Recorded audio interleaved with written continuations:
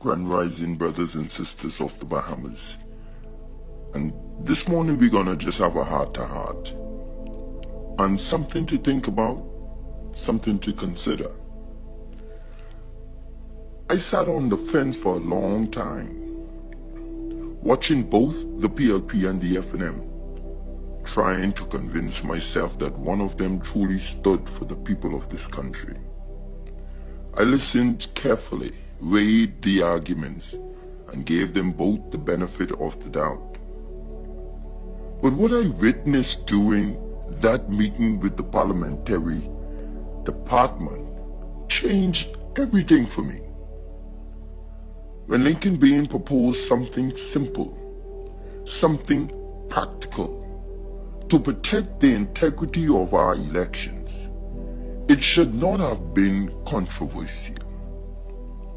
Allowing a representative from each party to be present at polling stations to observe and object when necessary is not intimidation, it is accountability.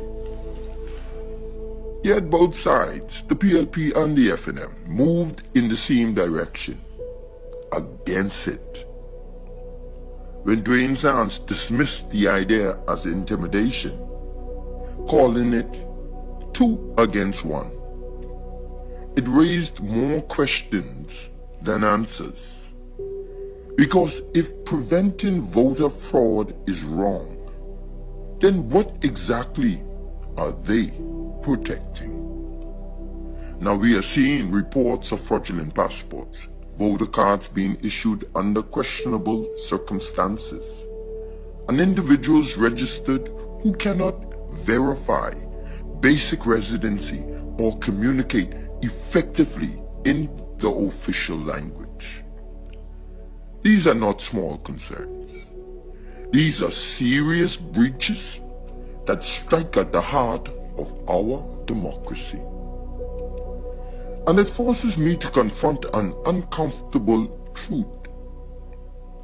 If both major parties are willing to stand together to block safeguards, then perhaps the system is not broken by accident.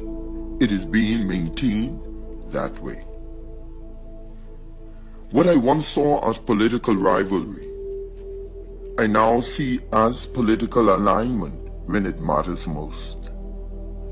For years we've been told to choose between red or yellow.